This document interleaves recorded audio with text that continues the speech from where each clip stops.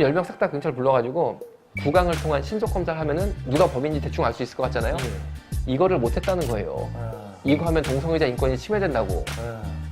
이 말이 되는 얘기겠어요? 그러면은 이 남자가 누가 에이즈 환자인지 이 남자의 그간 병원 기록을 싹 다 압수수색해가지고 확인하면 되는데 다 조사를 해봐도 에이즈 기록이 전혀 없네. 왜? 우리나라는 에이즈 검사 기본이 익명검사로 돼 있거든요. 그러니까 이 사람이 에이즈라는 기록이 어디에도 없고 본인만 알고 있는 겁니다. 본인만 알고 있는 거. 그래서 결국 누가 이 불쌍한 여중생을 에이즈 환자로 만든 에이즈 탈호범인지 밝혀내지를 못했다는 거예요. 그럼 이 문제의 남자는요, 오늘 밤은 그냥 넘어갈까요? 당연히 또 다른 여성 희생자를 찾느라 이 밤에 어딘가를 배회하고 있겠죠. 그런데 이런 남자로부터 우리 대다수 여성을 보호하는 게 잘못된 거예요. 제가 이런 말 하는 게 힘을 받아야 되는 거예요. 그래 말이야. 뭔가 이상하지 않으세요? 참나.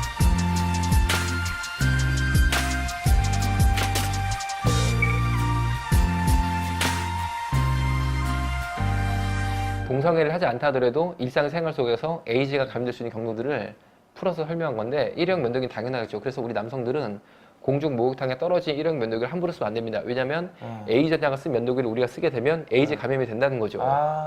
비대는 왜 그러냐면은 아까 보신 동성애 에이즈 환자 실제 사진처럼 이분들이 장기간 지속된 항문 성교 동성애로 항문이 다 터지고 피가 줄줄 나오니까 대변을 본 이후에 휴지로 뒤처리를 못 해요. 그래서 꼭 비데를 써서 세척을 한 다음에 드라이까지 해서 5분 이상 비데를 사용해서 뒤처리를 하게 되는데 문제는 그 비데를 쓴 5분 동안 에이즈 환자의 피가 비데 노즐에 너무나 많이 묻게 돼 있는 거죠. 그래서 곧이어서 그 비데에 앉아서 비데 스위치를 누른 순간 방금 묻은 신선한 에이즈 환자의 피 그리고 신선한 에이즈 바이러스가 100% 조준사격해서 항문을 때려 맞추게 돼 있는데 일반인은 괜찮으니까 걱정 안 하셔도 되는데 항문에 치질이나 치열이 있는 분들은 상당히 위험합니다. 왜냐하면 노출된 항문 혈관에 에이즈 환자 피와 에이즈 바이러스가 빡 하고 들어가면 때려 맞추면요 진짜 몸 안으로 쏙 들어가는 거예요. 그러니까 항문에 치질이나 치열이 있는 분들은 에이즈 환자가 쓴 비데를 곧이어 쓰는 것은 상당히 위험하다라고 말씀드릴 수 있는데 문제는 이 비데가 에이즈 환자가 쓴 건지 안 쓴 건지 알 수가 없잖아요. 그러니까 이제 방금도 대표님하고 저기 밑에서 짜장면하고 먹고 왔잖아요. 중국집 가서 짜장면하고 난 전 짬뽕 먹고. 근데 요새 음식점에 가보면 비데가 많이 설치돼 있거든요. 근데 보통 안에 쓰고 나오시면 우리가 곧 이어 들어가서 쓰는 형태인데 제 생각에는요.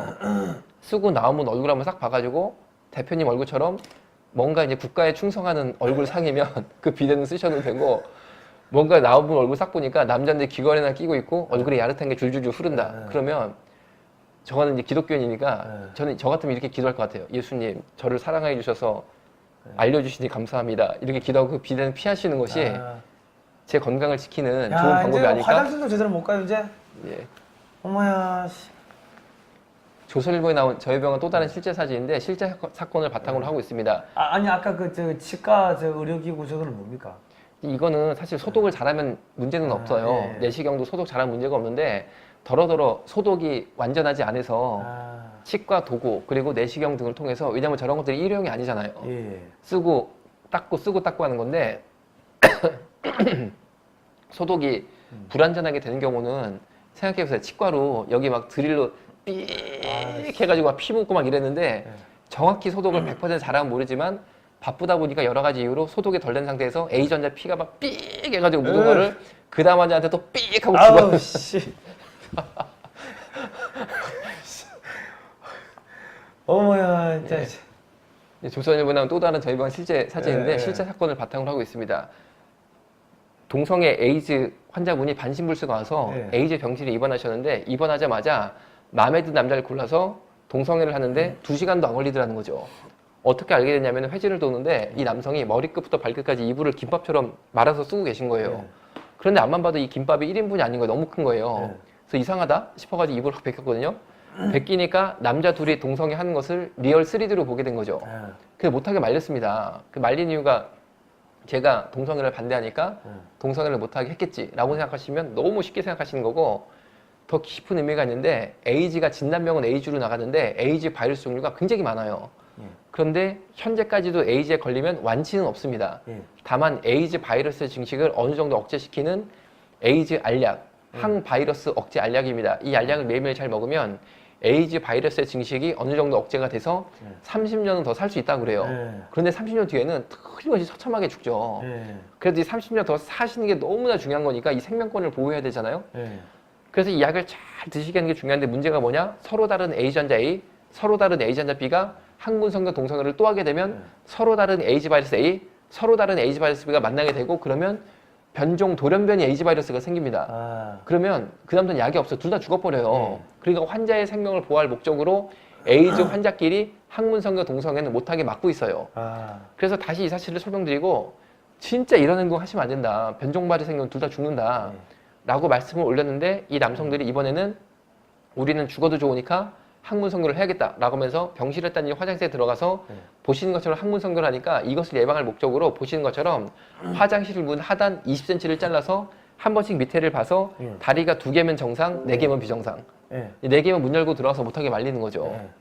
그렇게 해서 병원 내에 항문 성교 동성애 원천적으로 막을 수 있게 됐다라고 제가 생각을 했었는데 이게 저의 순진한 착각이었고 저희 병원은 지하 주차장이 없고 야외 주차장인데 오후 1시 정도 된 해가 중천에 뜬 아주 맑고 깨끗한 날인데 보시는 빨간 차와 하얀 차 사이가 불과 차와 차 사이 주차 공간이 20cm가 안 돼요. 그 20cm도 안 되는 좁은 아스팔트 위에서 방금 말씀드린 두 남성이 옷을 홀랑 벗고 또 항문성교 동성애를 하는 거예요. 그러니까 저 인도를 걸었던 사람들이 깜짝 놀라가지고 뭐 하는 거냐 하지 말아라 라고 소리를 질러도 절대 하던 동성애 항문성교를 멈추지 않으니까 이 행인들이 병원에 신고 전화 주셔서 놀란 간호사 선생님들이 뛰어내려가서 이 두 남성을 모시고 올라오게 됩니다. 이 사건을 듣고 제가 충격에 빠져서 미국의 논문을 찾아보니까 미국은 1978년도에 이미 동성애는 성중독이다 라는 연구 결과가 분명히 나타나 있었는데 1978년도는 약간 미국 사회가 인종차별적인 색깔이 있어서 흑인이나 남미계통은 성적으로 문란하다 이런 생각이 조금 있었습니다. 그래서 성적으로 문란한 흑인이나 남미계통을 싹 빼고 도덕적, 사회적, 경제적 지위가 높은 백인 남자 동성애자만 대상으로 백인 남자 동성애자의 성 파트너 수를 조사해 보니까 백인 남자 동성애자의 28%가 성 파트너 수가 1000명 이상이에요. 43%가 500명 이상이에요. 78년도는요. 스마트폰, 페이스북, 카톡, 심지어 집에 컴퓨터도 없을 때, PC도 없을 때예요. 이때는 정말 손으로 편지 쓰던 때거든요.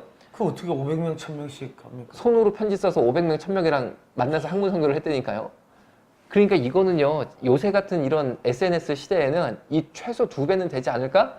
라는 합리적인 생각을 할 수밖에 없는 거죠. 그러면은 나 동성애자야! 라고 말하는 친구들이 최소 성 파트너 수가 생각해보면 1000명 혹은 2000명 이상이라는 건데 성중독이죠. 그리고 1000명, 2000명의 동성을 하다 보면 그 1000명, 2000명의 동성 성 파트너 중에 A전자 한 명이 과연 없을까요?